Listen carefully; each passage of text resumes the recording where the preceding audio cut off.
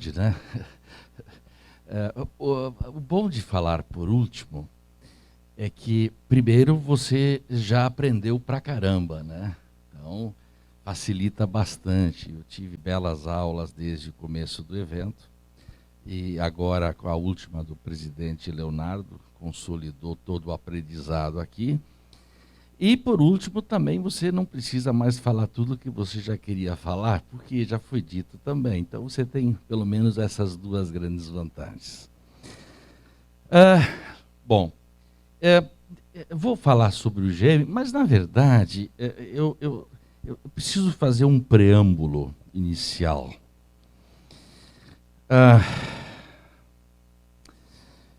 Quando eu vi a doutora Marci Francimones, né, falar, só da Covid, vocês viram a floricultura de legislação? É uma floricultura, né? Só sobre Covid. Aí, quando vi o presidente Leonardo também falar sobre a questão dessa floricultura de leis, eu fiquei pensando, eu não quero ser mais prefeito, não vou me candidatar mais. Vocês ainda podem desistir, né, quem foi eleito aí, porque eu só assumo dia 1º de janeiro, estou brincando.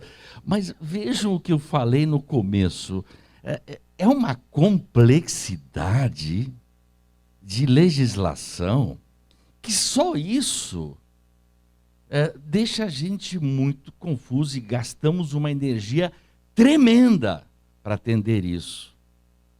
Eu tenho refletido intelectualmente muito sobre por que o Brasil tem tanta legislação, é o campeão do mundo. E me deparei, curiosamente, com algumas respostas até possivelmente confiáveis.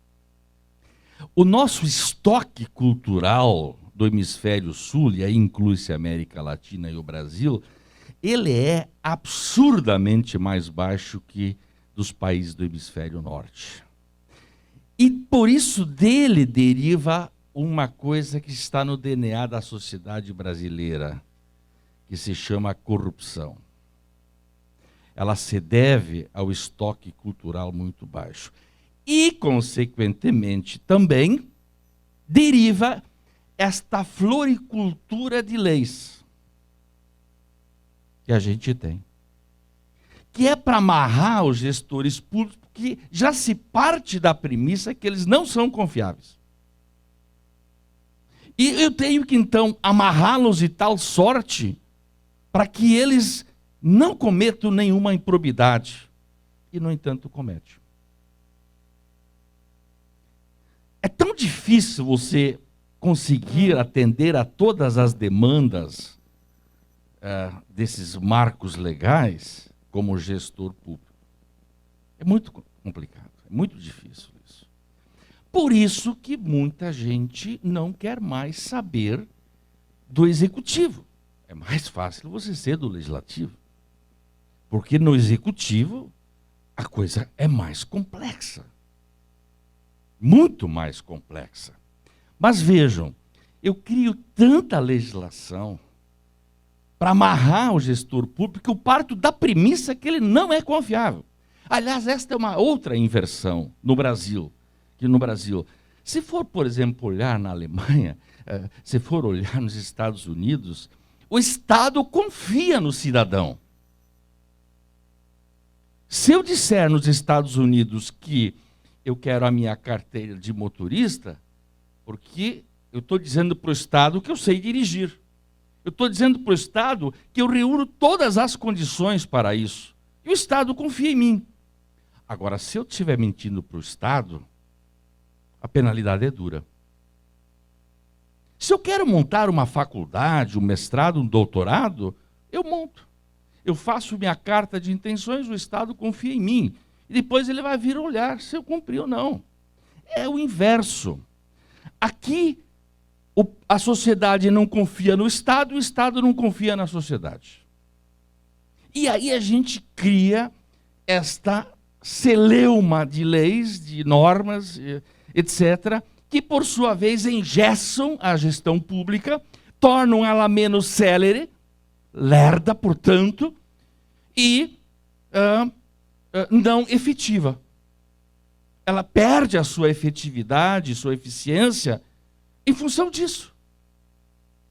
Não é porque o gestor é ruim, não, porque é difícil. Eu estou aprendendo isso nesses 2 anos do CFA. Eu estou impressionado. Aí eu comecei a entender melhor e comecei a estudar isso filosoficamente, sociologicamente. Isso é um absurdo, isso é uma loucura, isso é para não funcionar mesmo. E é por isso que a gente tem essa confusão toda. Bom,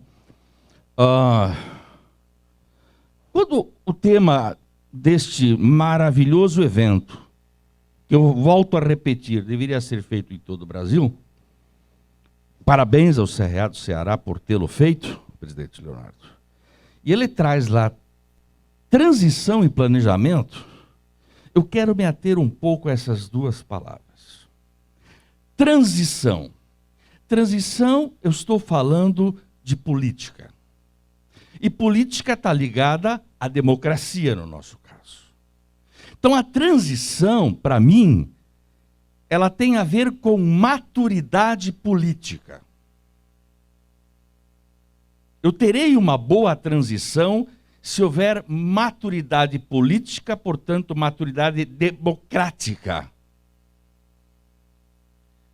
E isso deveria significar o seguinte: quem sai e quem entra, tendo maturidade política e democrática, não deveria criar nenhum óbice na transição, porque qualquer óbice que for criado prejudica o povo.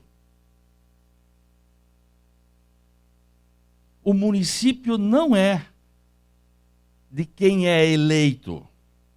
Eles representam, eles são o meio para o fim. O fim são os munícipes. Nós somos meio. Eu presido o CFA com 500 mil de profissionais, eles são o fim. Eu sou o meio. Eu tenho que servir a eles. Isso é maturidade política e democrática. Se isso existir, como deveria existir, no meu modo de ver, eu não terei problemas na transição. Não deveria ter problemas na transição. Quando existem problemas de transição, é porque não houve a maturidade política e democrática. Eu gostei muito do que o Biden falou agora. Não tem mais vermelhos e azuis nos Estados Unidos. Acabou a eleição. Agora só tem uma cor, que é a cor dos americanos. Todos nós, democratas ou republicanos, somos americanos. Bom, isso também deveria estar presente lá na célula-mãe, que é o município. Acabou. Agora nós vamos ter maturidade política e democrática para trabalhar para todos. Porque quando usa a palavra público, público quer dizer todos. Quando eu digo gestão pública, eu estou falando gestão para todos. Não importa quem votou e quem não votou em mim. Isto é maturidade política e democrática. Isso tem que ser trabalhado no imaginário social e tem que começar lá no município e tem que subir. Porque não é possível, veja só, em plena pandemia, que já vitimou aí 170 mil brasileiros, milhares de famílias enlutadas, eu assisto um diversionismo político dos mais lamentáveis da história brasileira. Eu imaginava, como brasileiro, como cristão e cidadão do bem, que a pandemia ia amenizar o diversionismo político, em respeito aos seres humanos, em respeito às vidas. E o que nós assistimos foi o contrário. E ainda continuamos assistindo. É como se as vidas não importassem. O que vale é o palanque, o que vale é o poder. Meu Deus! Que decadência humana é essa? Isso é profundamente lamentável. Nós estarmos convivendo com isso. E isso tudo tem a ver com essa questão que eu chamo de maturidade. Planejamento já é uma outra questão. Quando eu falo de transição, estou falando de política, portanto, de maturidade política e democrática. Quando eu falo de planejamento, estou falando de gestão. Planificar. Planejamento tem que diagnosticar para ver onde eu estou, em que condições eu me encontro e para onde eu quero ir, para onde eu vou ir, para onde eu posso ir. E aí, atenção, todos nós fizemos um programa de campanha. Nós não podemos traí-lo. Começa por aí. Então, no meu planejamento, eu tenho que ter coerência com o meu programa de campanha. Para não fazer o que o Dória de São Paulo fez. Disse uma coisa e fez no primeiro dia após as eleições outra. Que todos nós já sabíamos. Mas que, infelizmente, ele poderia ter nos desautorizado no nosso imaginário. Mas ele confirmou. Disse que não iria mexer e mexeu no dia seguinte às eleições. Então, isso gera uma descrença enorme. Gera uma descrença enorme, enorme. Aí essa descrença, quando o exemplo não vem de cima, as pessoas não acreditam mais. As pessoas ficam... Olha o número de abstenções que nós tivemos, não? Foi impressionante. Não sei se no Ceará foi assim também. Mas não é só da política, não é só para eleição para vereador, prefeito, vice, governador e presidente, senador, deputado estadual e federal. Vamos pegar no nosso sistema profissional. Nós tivemos eleições no sistema CFA, CRAs. Não é diferente. Não é diferente. Portanto, essa é uma outra questão endêmica. Ela é endêmica. E ela tem razões, ela tem causas. Na sua origem, na sua concepção. Que é a descrença. A do não pertencimento. O da não representatividade. E isso é sério, nós temos que repaginar isso. E aí eu volto a louvar o evento, presidente. Porque eu só acredito que isso vai mudar no dia que os municípios assumirem isso. Não há outro jeito. Escutei muito a palavra plano de contingências, né? Plano de contingências. Quando falo de contingência, quem é que é o grande alimento da palavra contingência? Quem é que nutre a contingência? É a incerteza. Então, quando falo plano de contingências, é o plano para as incertezas. Portanto, tem que ter capacidade de prospectar. A pandemia mostrou que nós não tínhamos planos de contingência para pandemias.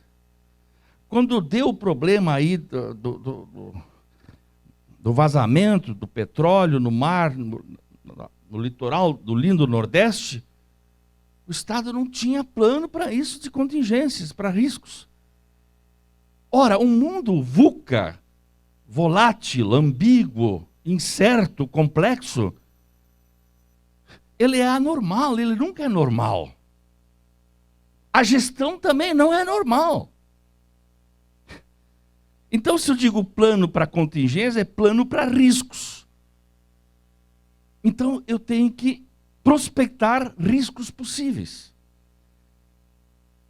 e ter as estratégias para este plano de riscos.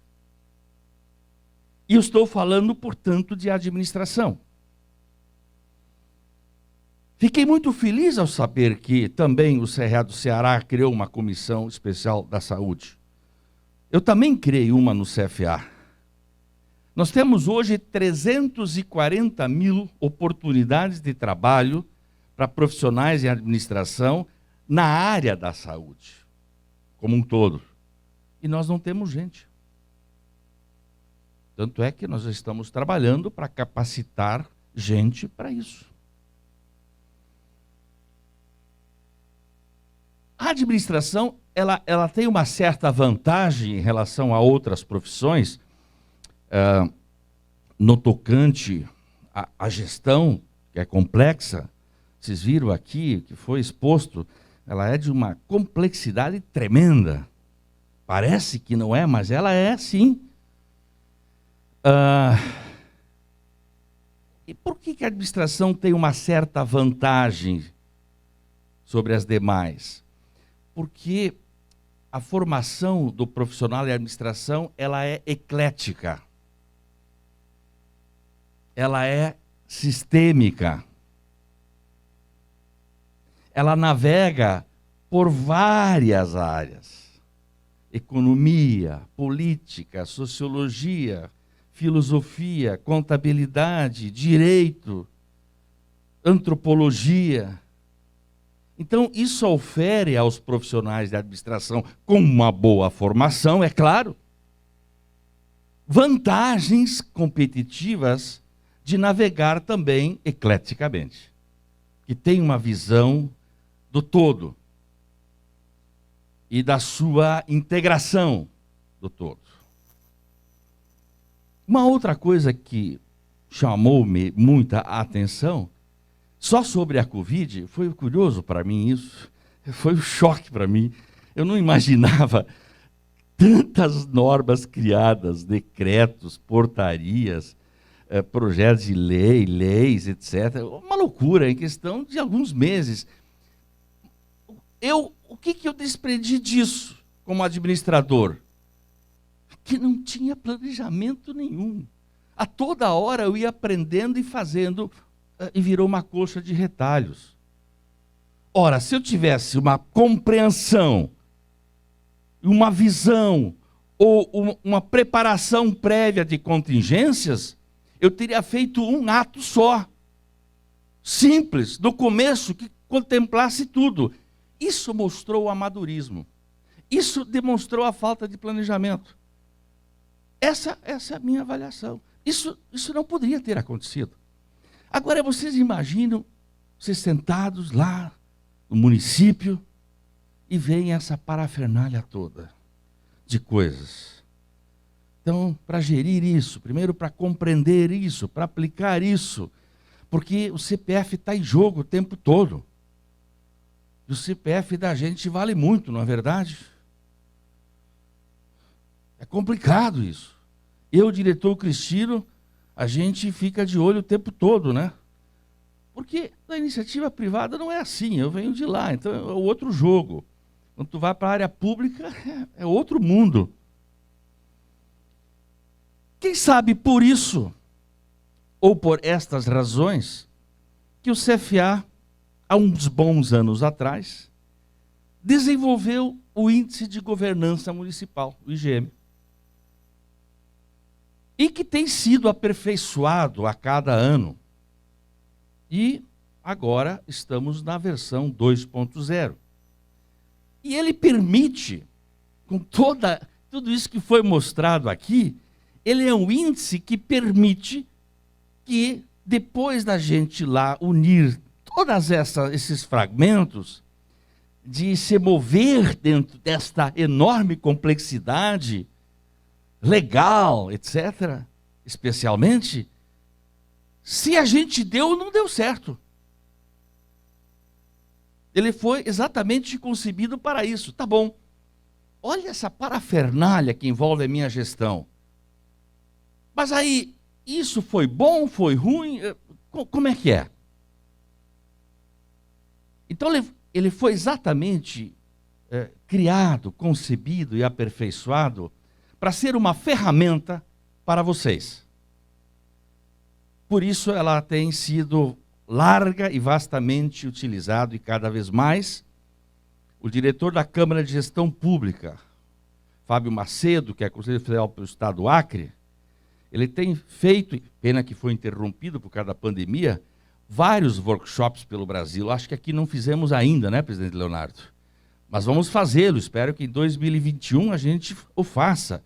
E estamos capacitando gestores municipais e profissionais da administração para utilizar o IGM como ferramenta de gestão. Aliás, o nosso colega que estava na mesa há pouco debatendo, parafraseou Deming, e a gente não conversou. Eu também trouxe o Deming, a mesma. Quer dizer, eu tenho que saber medir. A administração público-privada não pode mais viver de achismos, de intuitômetros. Tem que ter métricas para tudo, tem que avaliar o desempenho em tudo, as entregas em tudo. Lembre-se que nós estamos a serviço da sociedade. Nós não somos o fim, nós somos o meio. O fim é o povo. Então eu vou andar rapidamente, porque eu não vou me ater. Isso é importante, né? Isso é importante. Quer dizer, o IGM me dá a ideia clara de onde eu estou, aonde eu quero ir e para onde o ambiente micro e macro me empurra. Mas de forma científica. Não é por achismos, não. Então é uma ferramenta realmente eficiente, segura. É um balizador e mostra a verdade nua e crua. Aliás, falando em verdade nua e crua, tem uma parábola judaica que diz o seguinte: um dia a verdade e a mentira se encontraram. A verdade sempre desconfiada da mentira. A mentira diz para a verdade: verdade, olha que dia mais lindo. A verdade, desconfiada da mentira, olha para o céu e confirma: realmente um dia maravilhoso. Eles chegam num poço e a mentira diz: nossa, essa água está uma delícia. A verdade, desconfiada, coloca a mão na água e comprova que estava uma delícia. A mentira diz: vamos nos banhar? E eles tiraram suas roupas e foram se banhar. Quando estavam no poço, na água, a mentira foge, pega a roupa da verdade e se manda. A verdade corre atrás da mentira e todos ficam olhando a verdade nua e começam a recriminá-la. E ela, envergonhada, volta para o poço e desaparece.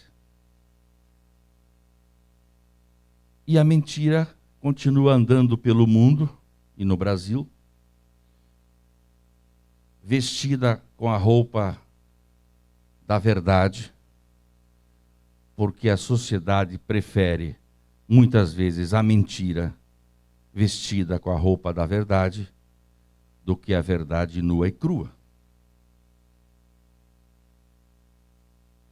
Nós, como gestores públicos, não podemos aceitar a mentira vestida de verdade, porque isso se chama hipocrisia.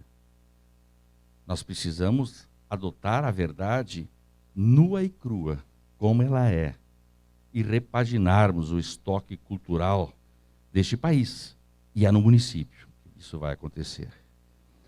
Bem, isso já foi dito. Eu não posso gerenciar o que não se mede. E para medir eu tenho que definir o que eu vou medir. E para que eu vou medir isso? Só que para definir o que eu devo medir, eu tenho que entender da coisa.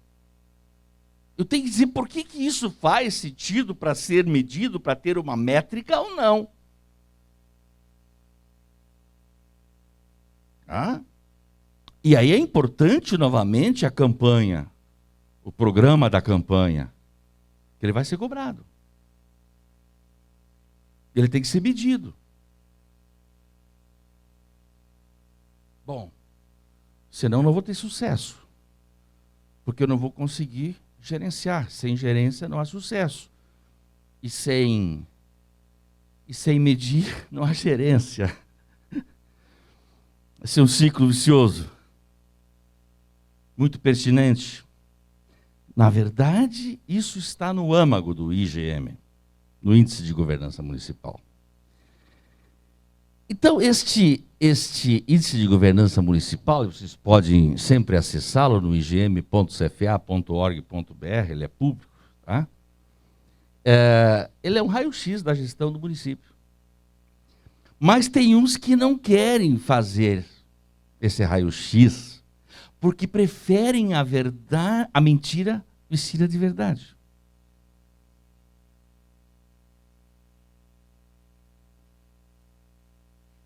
E o IGM é uma métrica, né, da governança pública, da governança para todos. Se eu falo de público, eu falo sempre de todos. Não existe público de alguns. O público não pode adotar sectarismos. Não importa se é rico ou pobre, não importa a escolaridade, não importa o gênero, não importa a cor, a raça. Público é de todos, independente de qualquer coisa. Isso é público, conceitualmente falando. Ele tem 3 dimensões: finanças, gestão e desempenho, que, na verdade, acaba concentrando toda essa parafernália, muito bem ilustrada pelo nosso ilustre conselheiro do TCE, pela nossa doutora da saúde, excelente, pelo presidente Leonardo, né? E ele exatamente interessa para quem? Para os profissionais da administração, para os gestores municipais, avaliar, entender a sua gestão e as práticas da sua gestão e poderem fazer follow-ups, fazerem revisões do seu modelo de gestão. Para o povo, para a sua participação social, para o setor privado, se ele quer investir naquele município ou não, vocês podem atrair investimentos através do IGM. O IGM pode ser um indicador para o setor privado trazer investimentos para o município. Por que não? E não é achismos, não. Não é achismos, não. É científico. Ah? E para os pesquisadores, e ele é muito usado. Nós já temos hoje várias pesquisas, estudos, onde o IGM tem sido usado. Né? As finanças são indicadores que avaliam basicamente o que o presidente Leonardo falou, a gestão fiscal do município, o gasto com saúde e o gasto com educação. Né? Nós hoje, agora nessa versão 2, o diretor Fábio e a equipe dele separaram o IGM por clusters, para a gente não comparar os diferentes, então nós fizemos clusters, comparamos os iguais com os iguais, certo? Porque antes a gente misturava, então agora ele já ficou, é mais um avanço que a gente trouxe para ele, né? A gestão é formada por indicadores que mensuram as práticas da administração, que são utilizadas, tá certo? E a dimensão desempenho é o impacto efetivo das políticas públicas para os munícipes. Para os munícipes. Né? Quem alimenta o IGM? São dados secundários de bases oficiais, como Munic, PNUD, DataSUS, Secretaria do Tesouro Nacional, Sistema Firjan, IPEA, entre outros. Então são dados oficiais, secundários oficiais. E o IGM tem uma metodologia própria que compila isso tudo e dá este raio-x absolutamente confiável. Então o IGM 2.0, ele já é uma versão melhorada, né? Mudamos os indicadores, agrupamos por clusters, então nós temos 3 dimensões e 13 indicadores. Em finanças, índice Firjan, investimento per capita em saúde e educação, o equilíbrio previdenciário, que foi muito comentado aqui, e o custo do legislativo.